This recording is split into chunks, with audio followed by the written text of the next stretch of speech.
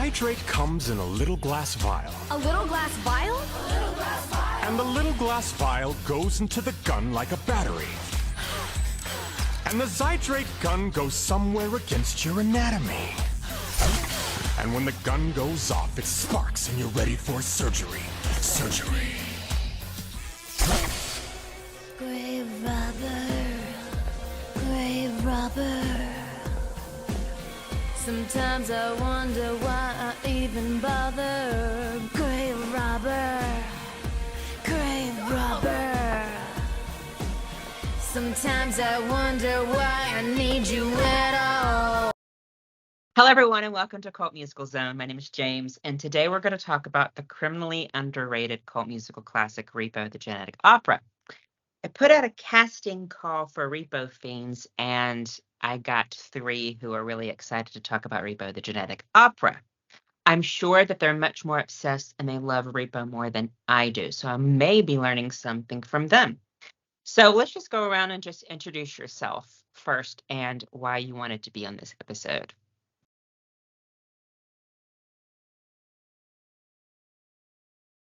We just go from the top to the bottom. Hi, so my name is Bambi. I've been watching Repo since I was in high school. I was introduced to it by some friends, and I've always been obsessed with it. I'm very into practical effects and music, and I think that Repo Man is probably some of the best gore special effects done on such a small budget. Jenna? What's up, everybody? My name is Jenna L. It's they. I'm a writer, actor, and musician, and I joined the Repo fandom when I was 13. So in 2016, I joined because of American Murder Song, which is, I was really into at the time because of another goth band, and so one thing led to another, and I ended up falling down the rabbit hole. And I still love it to this day. I think it's a very creative and innovative movie, and I think that the fandom at large is so dedicated and awesome, and the creators as well. Everything about it, even the things surrounding it, is just so unique, different, and just totally amazing. I consider myself a fandom historian when it comes to Repo. And Robert? Hey there, I'm Robert. I'm a film student at Illinois State University. I got into Repo when I was a small elementary school child because I watched whatever the hell I wanted. I got into it because it had all these cool people in it. Like, I was a huge Spy Kids fan, so Alexa Vega. I was super into Phantom of the Opera at the time, so Sarah Brightman too, just yes. Then watching it, it was amazing. It's amazing still. It's one of my favorite comfort movies, so I love it so much. So the first question I usually ask on this podcast is about our first time seeing the film. Now, the first time I saw Repo, I remember when it came out because it was my senior year of high school and I had just gone my first year of university. And the way that they promoted it really was using the power of MySpace, because MySpace was really big when I was in university my first year. So I remember them taking on a sort of a campaign on MySpace. It was at the height of Paris Hilton's fame with The Simple Life, with her, her friendship with Nicole Richie. So I remember them trying to market it to the MySpace emo hot topic generation.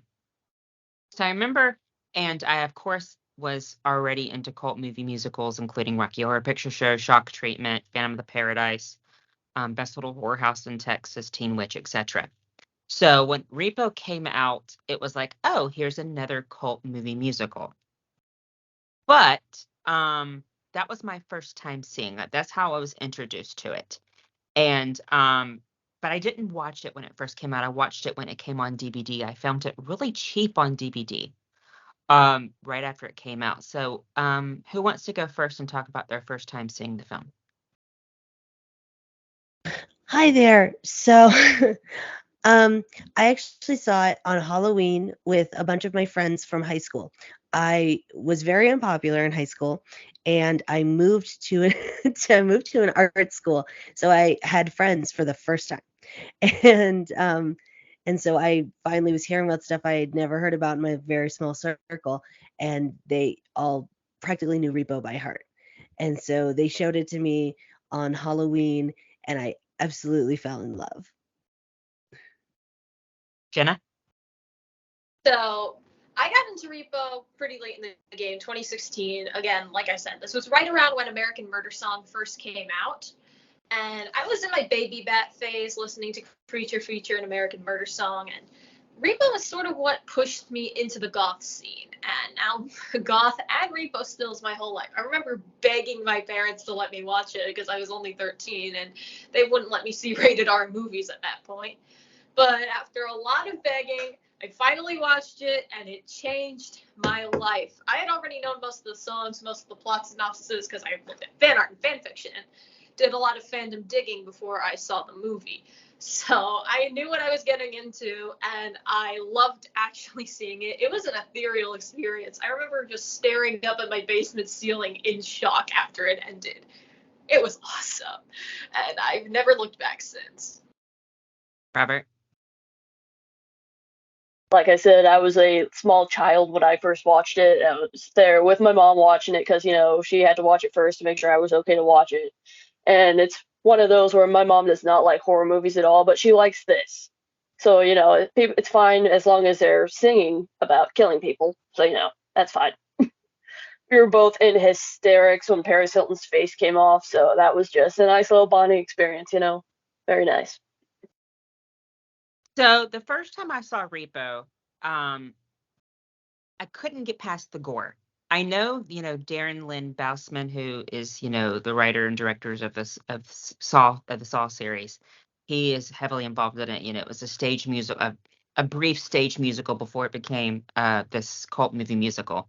But I was put off a lot by the gore because at that particular time, the Saw series to me was sort of the death of the creativity of the horror film industry, because it was basically the same plot over and over again for every Saw film. And so when I saw another project coming from him, the director of Saw, I was like, oh God. But I think the shock factor is really what they pushed on the MySpace campaign of like gory, Paris Hilton, Saw. And so I was really turned off from that particular, really turned off on that aspect. But then I gave it a chance. So that leads into this question of what you all think about the plot of this film. What do you think? We're not going to give like a rundown or like a Cliff Notes version of the plot, but what do you think of the plot itself? I mean, is it super original, or do you find that the plot is a mix mash of different things, or it's jumbled? What do you think about the plot of this film, guys? So I noticed something. There's a lot of threads in the plot that they don't end up using, and it almost feels like they meant to make a sequel at some point.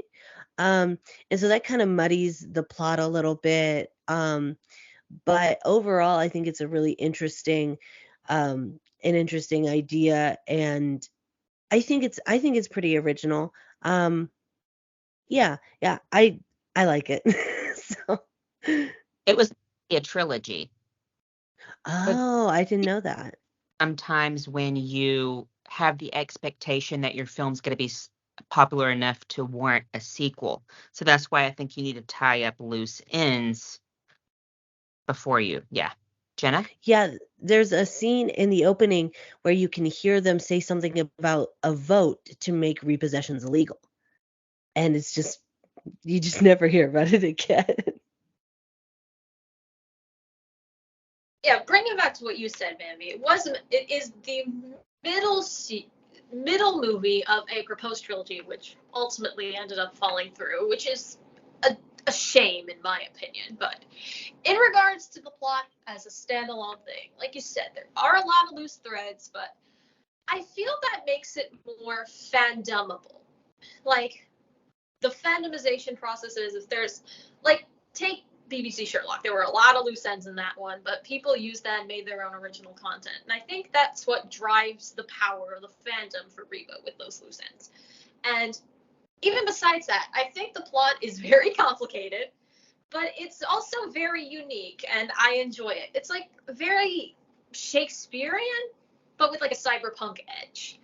And I feel like that combination is super unique and different and just something you never really see in movies in the modern era. So seeing this sort of take on a plot is really nice and honestly kind of refreshing.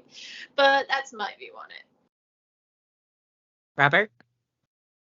I definitely see it as like kind of a twisted coming of age thing, like Shiloh going from this kept in the house all the time, recluse due to her dad, to learning what the outside world is, pretty much. So definitely kind of like that as kind of a teen-ish centered thing. And then another thing on the trilogy part of it, that's also kind of what happened with The Devil's Carnival. They got to make the sequel for that, and that was supposed to be a trilogy too, but they haven't just gotten to that third one. That's kind of why they made American Murder Song to kind of project after that. Annoyed at their ability or lack thereof to make the sequels and the series for their projects, but definitely appreciate it for what it is and what it turned out to be. So yeah, it's complicated. It's complicated.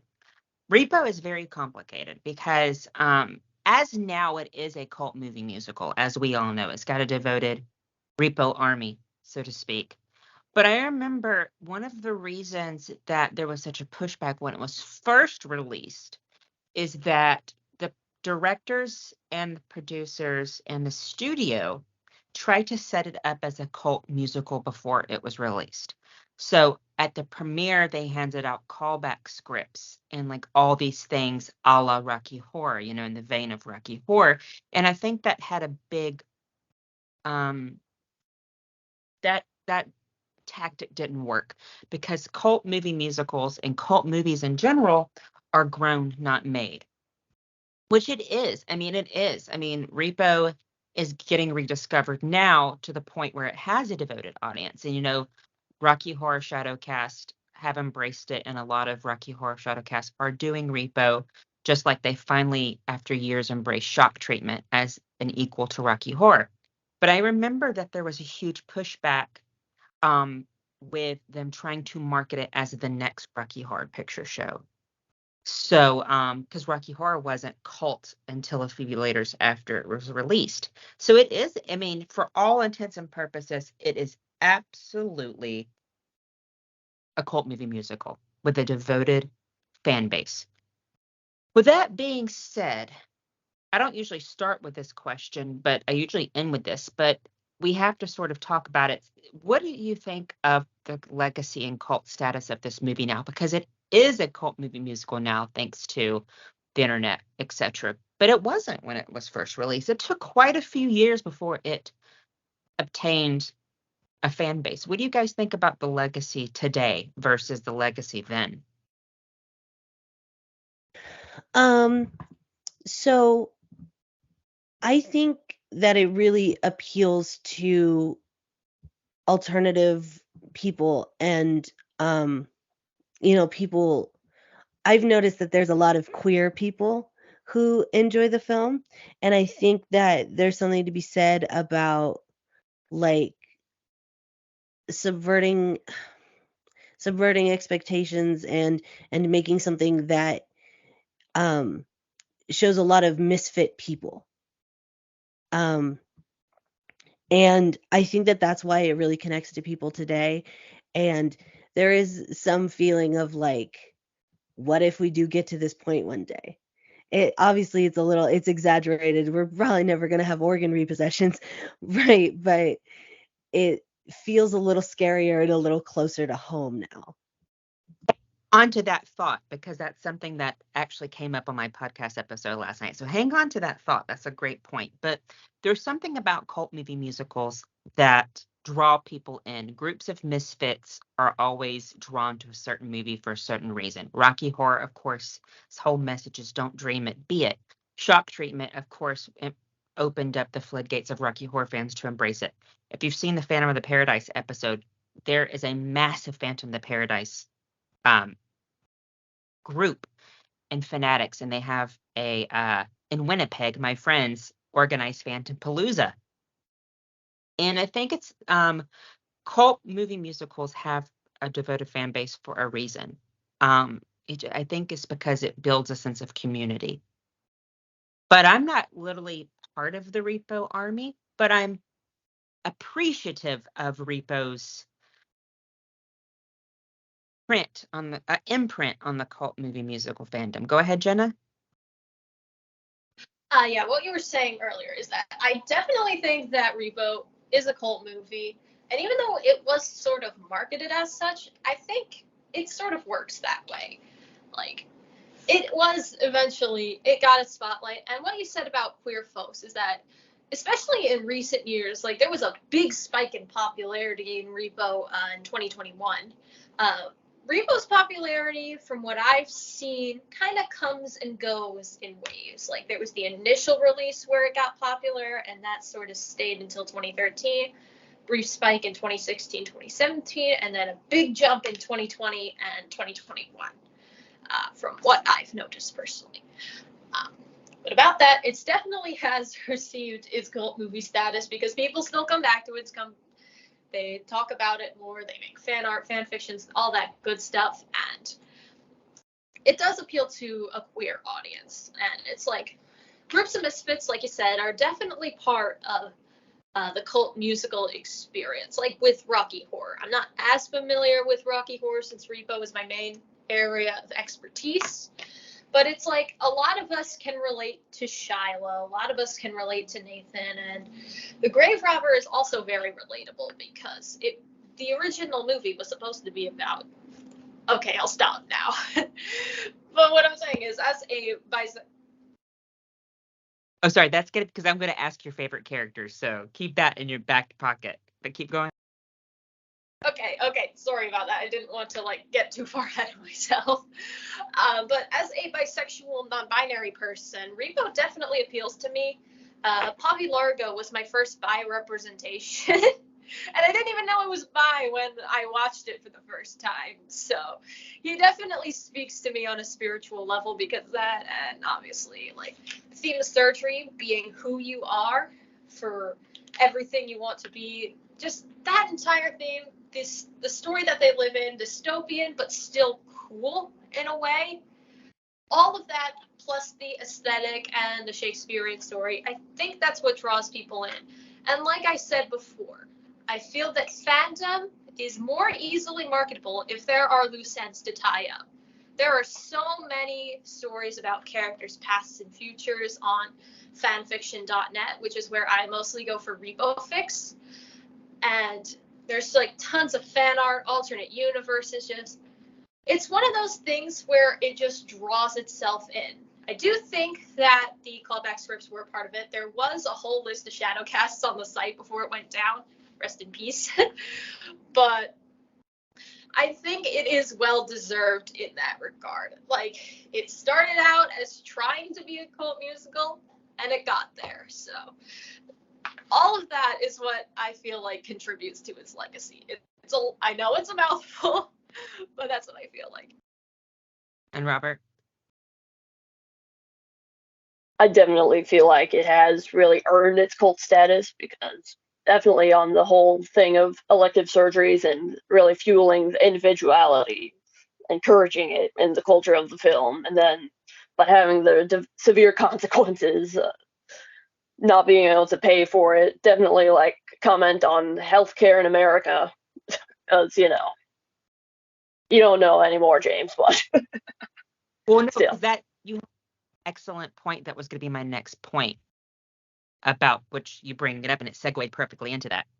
Cult movie musicals have a way of predicting or reflecting the mirror back to humanity. So, of course, Shock Treatment, if you've ever seen Shock Treatment, predicted the world that we live in now. It actually predicted reality TV and commercialism. It predicted Trump. It predicted everything that we live in. But as we argued on Shock Treatment's episode of this podcast, Shock Treatment predicted a scarier world. I mean, the world that we live in now is much scarier than Shock Treatment could have ever predicted. Reefer Madness, the movie musical, sort of was a satire of American censorship. And the world that we live in now, unfortunately, is even scarier than Reefer Madness, the movie musical. But if you look at, what's happened in the last couple of years and sort of like, different particular pharmaceutical companies trying to, monetize and profit off of, cures. I mean, Pfizer and Moderna just sued one another, I guess, for rights of different things. I mean, it kind of is.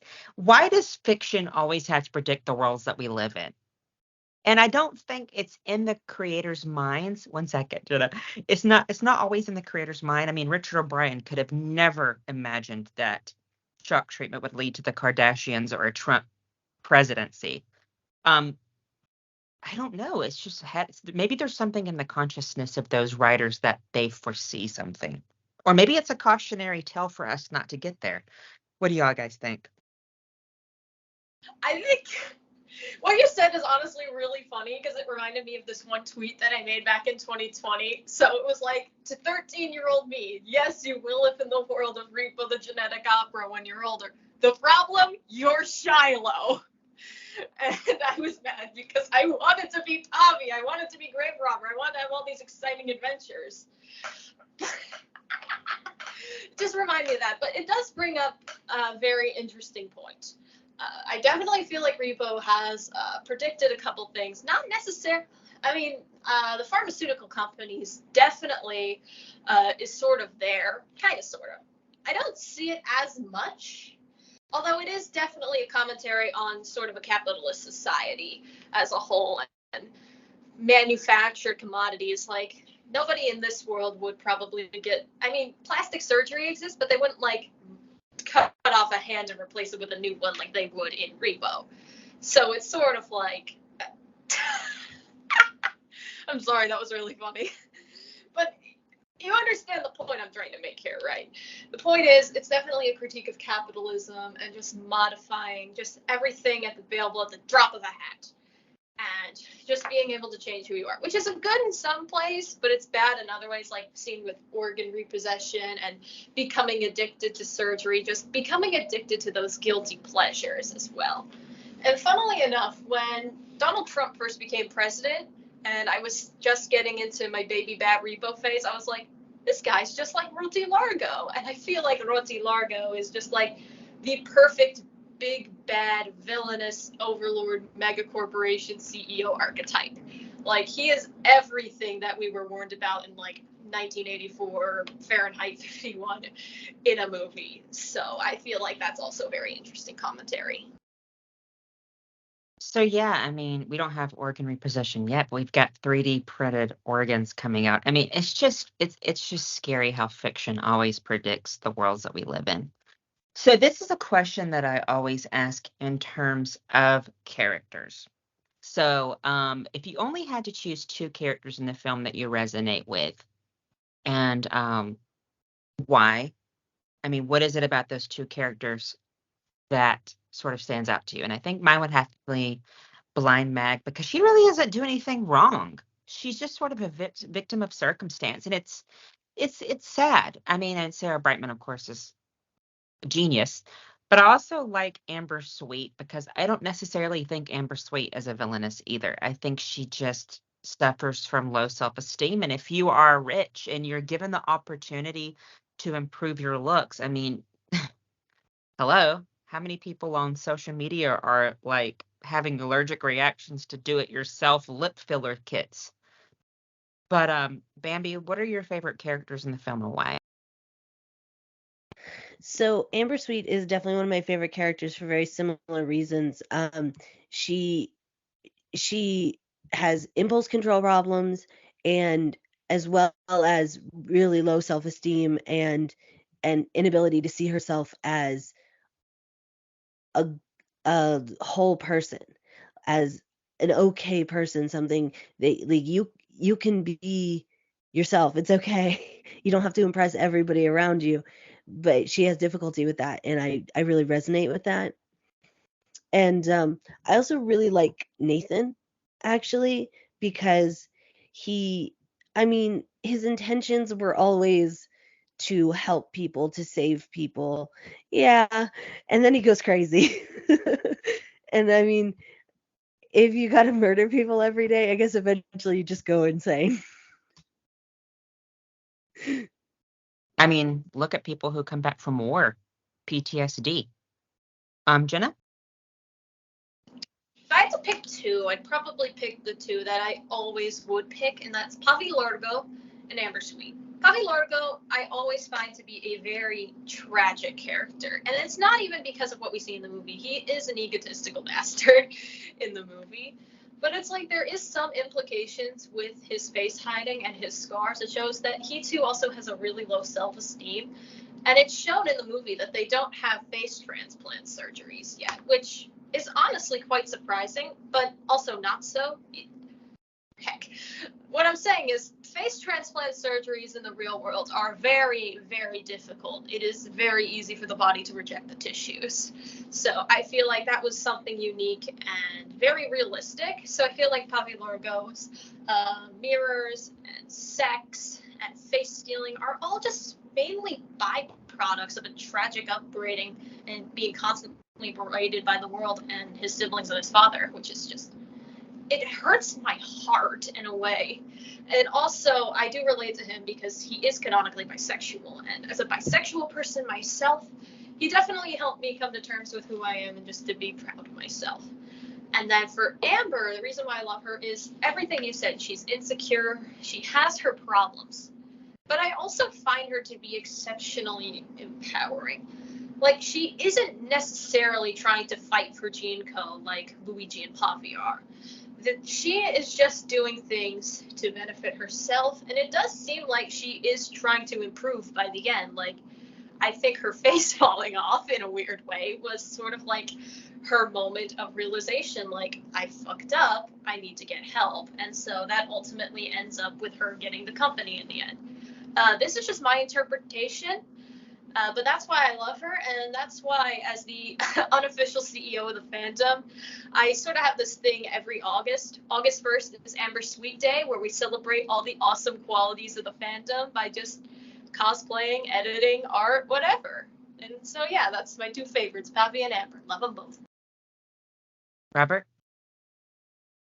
I've always loved Nathan Wallace as a person, just that whole kind of Jekyll and Hyde quality about him, and that the alternate personality kind of stemming out of the tragedy. That was always interesting to me. And then I also, y'all are gonna hate me for this, but Luigi, just perfect comedic relief kind of thing. It's just when things are getting terrible, he goes and stabs someone like 50 times in the chest. And it's one of those where it's so brutal, so violent, so graphic, it becomes like absurd, and it's just hilarious. I think Amber Sweet, I don't know, you guys were saying a lot about Amber Sweet. I think Amber Sweet is as misunderstood as Paris Hilton is, because Paris Hilton's quite an intelligent person. She's done a lot for sexual abuse at private school. She's actually quite intelligent. She had to play sort of an act. So I think it's really interesting that I don't know, does Amber Sweet have an arc? I don't know. I think there's really interesting how Paris Hilton was picked for that. I don't know if it was conscious or unconscious. I mean, she's the heiress of a multi-billion-dollar company, and well, you have Amber Sweet as well. But I don't know. I think that was I've always thought that was a very interesting casting choice. If you can only pick only one song from the film that resonates with you. Okay, two. If you can only pick two songs in the film that resonate with you, what would they be and why? And I'll be honest, Repo's music's not sort of, oh, you just sit there and, well, I don't know you guys, but you sit there at night and listen to it with just, oh, this is my jam. But I mean, anything, Chromagia, which anything Sarah Brightman could sing Happy Birthday to You in Mandarin and it would be a hit. But I think that was my favorite just because it's her. And the second will be 17 because it lifts the mood of the whole film.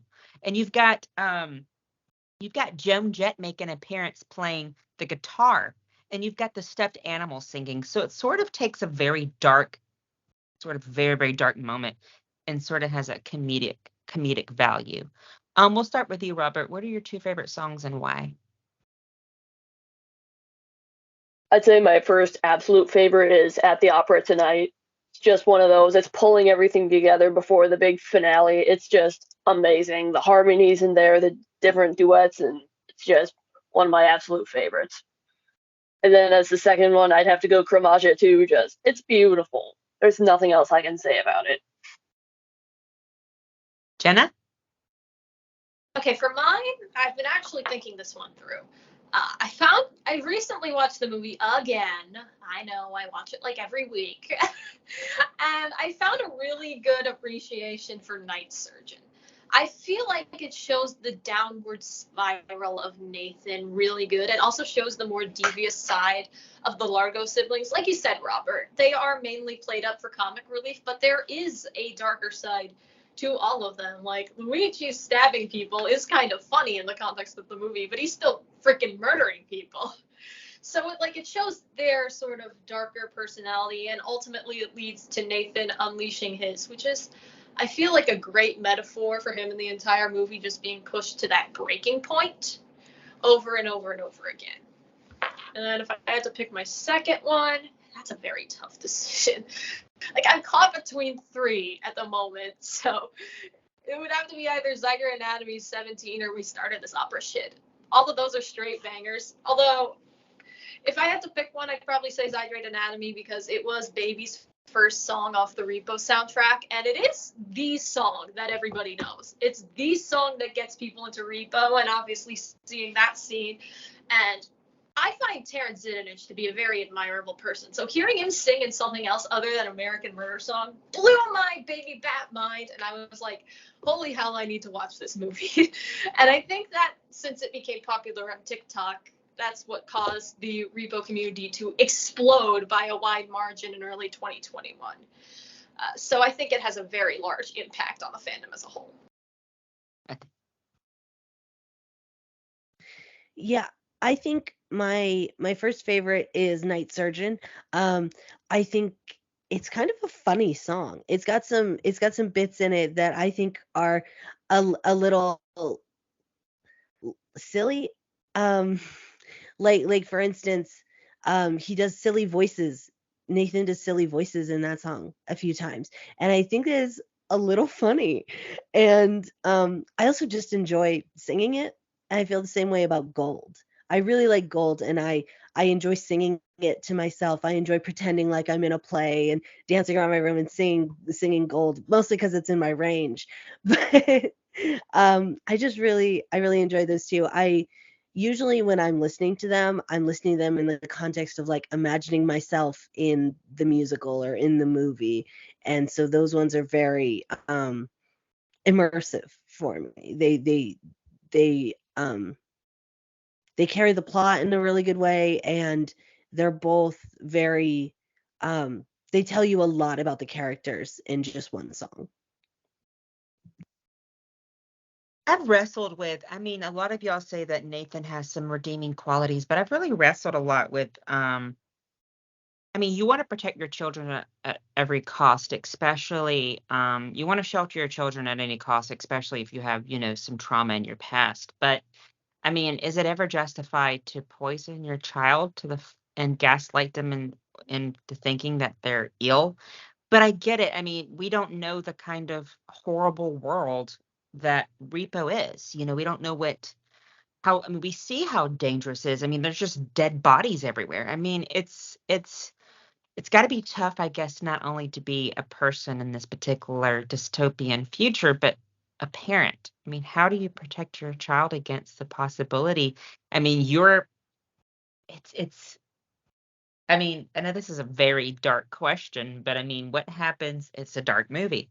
What happens if, Shiloh grows up and, you know, is gets away from Nathan and gets an organ transplant and she can't pay? Would he have to, repo the own organ of his child? I mean, it's complicated. It asks a lot of complicating questions, complicated questions. And I think it shows, I think the main plot of this film is showing that when humanity is, I guess, in disarray, people turn on each other.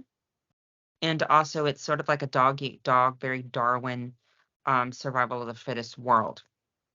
So we hit all of those particular points, and it's a complicated movie. I mean, you could do a whole podcast series talking about And it's sad that it never sort of became the trilogy. I'm not quite sure why Darren put the resources and times into and the time to do the Devil's Carnival and Alleluia the Devil's Carnival instead of it being two subsequent Repo projects, but that might have something to do with the studio not allowing the rights. But in an ideal Repo fandom world, where do you see these characters at today? Shiloh leaves, of course. Where do you see these characters at today?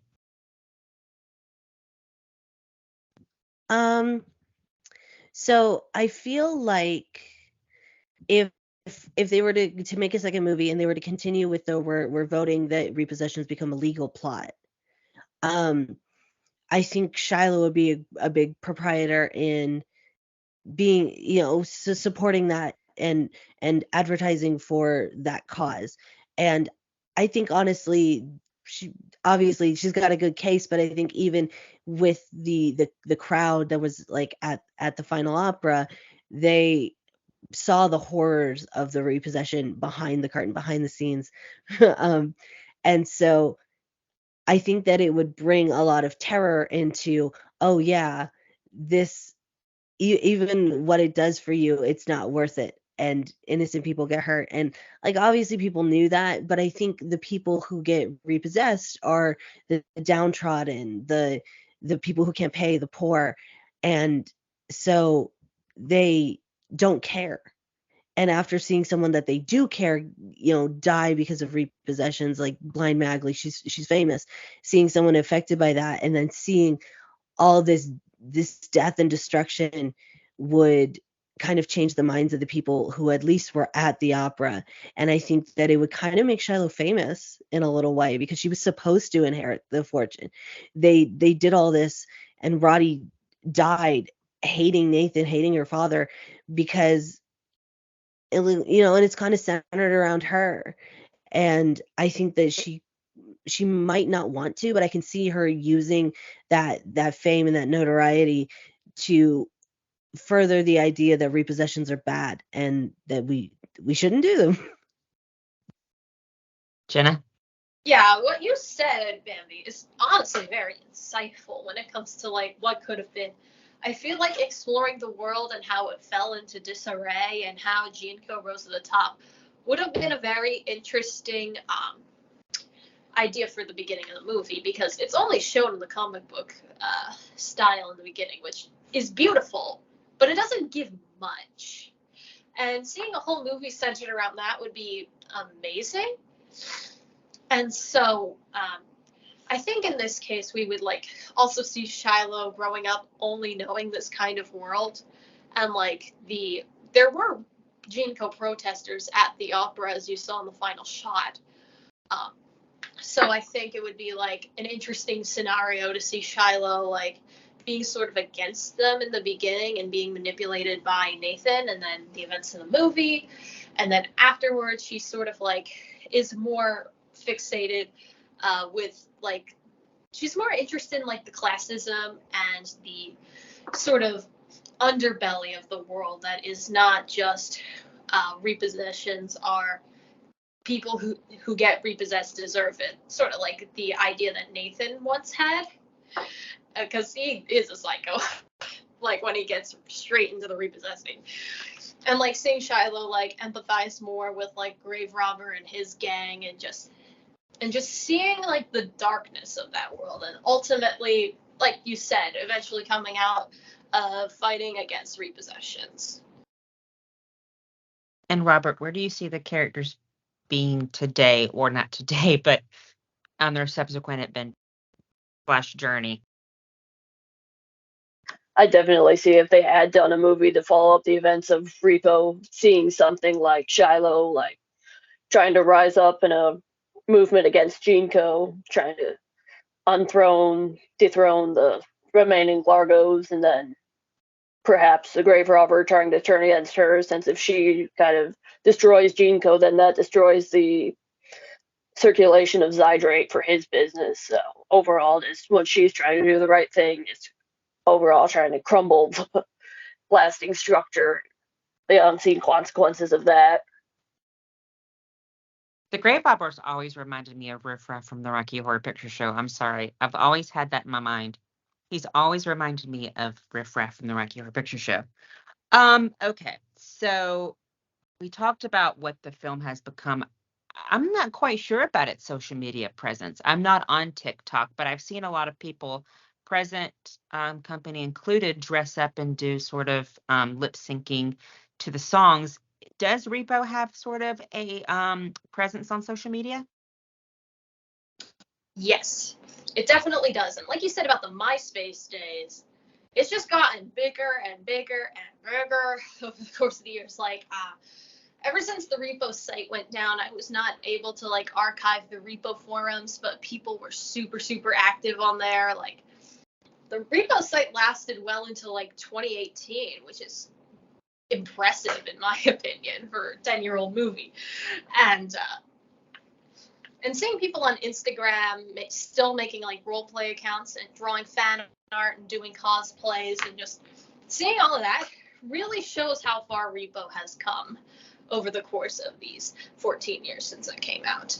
And even way back when, in like 2011, 2012, there was a flurry of fan fictions and fan art everywhere on social media. Like DeviantArt and fanfiction.net were like the two big sites at the time. So it's mostly centered around there, and it's where I got most of my knowledge on the fandom at large from that time. And even now in the TikTok era, there's a lot of people who like doing cosplays, some related to Repo, mostly not. It kind of irks me, but that's just a personal opinion. Lip syncing to Zydrate Anatomy. And I feel as though that's what made the fandom grow bigger and better in the spike in popularity in 2021, because it got popular. People were like, this is a good song, might as well check out the movie it comes from, and then it just sucks you right in. So yeah, just seeing it grow is amazing, and I love that. And just seeing it evolve from the DeviantArt fanfiction MySpace days to the modern internet era is super cool. Did you have something to say, Bambi, before I ask this last question? No, not really. I'm sorry. Sorry. You sound like one of my students when I taught university. So this is the question that I always ask on this podcast. If you had to name the cult that follows this movie, if you were sort of the Grand Pumbaa or the king or the queen of this cult, and you're like, I bestow this name upon you all.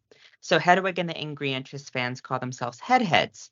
Rocky Horror and Shock Treatment fans have their own names. The best little horror house we came up with, the Chicken Ranchers, the Moaners, and the Sidesteppers. If you had to name the cult that follows Repo the Genetic Opera, what name would you come up with? And let's start with you, Bambi. I've been thinking about this. I actually like Gen Turns. I think Gen Turns is a fun word, and I think it would fit really well as like it puts you into the movie a little bit, gives you a little bit of feeling that you're there. I don't know. I think Gen Turns would be a good one. Jenna? So I actually did a lot of insight into this, and you kept saying Repo Army throughout this, James. And it's funny because that's pretty much the official name of the fandom. Like, Yeah, I know. Online, I was like, Repo Army, because they're passionate. Yeah, it's like Repo. I actually got into a fight with my friend because she is a BTS fan, and obviously BTS fans are called armies, and I'm like, we did it first! We did it first! But that's not what's the point. The point is, ever since the MySpace, DeviantArt, fanfiction.net days, the fandom has been called the Repo Army. And like I said before, now that the sort of hype from 2021 has died down, I'm back to sort of like being the CEO of sorts of the Repo fandom, mainly on my Instagram and my YouTube. And a lot of my work in acting and music is themed around Repo, or at least draws some inspiration from it. So I just think harkening back to the old days of the Repo Army would just be a great name to like just show how far we've come. So I just really like the Repo Army, and also for the more female-oriented Repo fans, they call themselves Scalpel Sluts, and I always thought that was really funny as a kid. I had a weird sense of humor, so I always like sort of have that in the back of my mind, but I never got around to using it. You okay, James? Don't come for me, BTS fans, but I'd much rather be part of the Repo Army than the BTS Army. Don't come for me because I won't respond. That's what I'm saying. That's what I'm saying. Repo Army for the win. I love you, BTS fans. I think your band's kind of neat. I don't listen to it really, but we did it first. Robert? I mean, I've been racking my brain with this all day, and it's probably a good thing I'm not in charge of this, because the best I came up with was like Repo Maniacs or Z Addicts or something stupid like that. So Repo Army's probably the best one I've heard. The Zydrates, possibly. Yeah, I've seen like Z Addicts, like those sort of things. Gen Turns Again, that was thrown around a bit. But Repo Army's sort of what stuck throughout all these years, aside from Scalpel Sides. But I just really like that name. I think it fits. But I digress. But I mean, I can't judge Amber Sweet because let's be real. If I win the lottery tomorrow with like $100 billion, I always make the joke that I would be pulled so tight my feet wouldn't touch the ground. I'd levitate. I wish that there would be drive-through plastic surgery clinics. I'd be like, what do you want today, James? Oh, give me the usual. What's on special? I mean, all of us would like to tweak a little something, you know? They just, in the Repo, I mean, they just have the means to do it. I mean, I want a new kidney. Let's have a new spleen, you know? Why not? But other than that, I digress with my plastic surgery ambitions. What I guess I've never asked this question, but what keeps Repo alive in your particular mind or your heart? What is it about this particular cult movie musical that just makes you stick with it? And we'll start with Robert. Is there anything in particular about this gem of a movie that just sticks with you? I mean, between the obvious of the great music, the interesting plot, I would say definitely the fact that it could become real anytime, like this emergence of new plastic surgeries and just people going in to get plastic surgeries like it's the dollar store. You can get whatever you want for whatever. It's just one of those. It's realistic enough. I'm sorry. It's realistic enough. So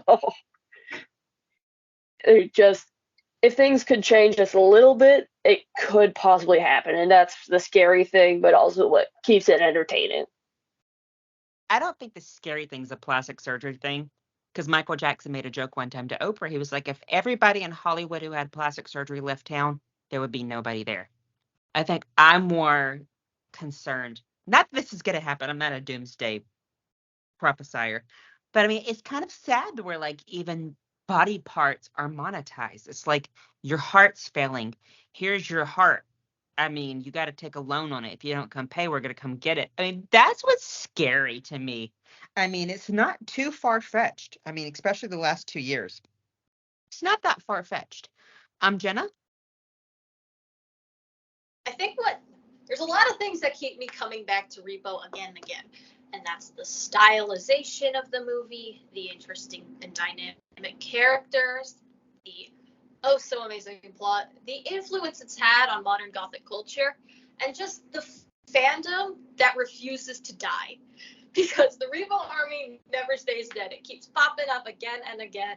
And I just love like writing stories about these characters, making fan art, and Repo, as well as Devil's Carnival and American Murder Song, are all just beautiful outlets for creativity. Like for my favorite artists, like my favorite musicians, they all sort of like were either a part or drew inspiration from it.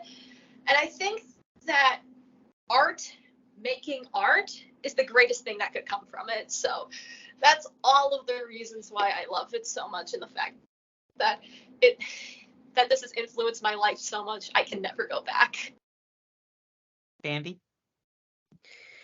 So I think part of my interest in it is kind of, I feel like the genre is dying down. I feel like, and of course cult movies aren't they're made by the fans, not by the director, but it feels like everything is so focused on having a huge budget and CGI that things with practical effects, which is one of the main reasons why I find Repo to be so good, is the effects are just really good. And I love practical effects, and so I think the like loss of practical effects in film really keeps me coming back to Repo to see that kind of really upsetting gore.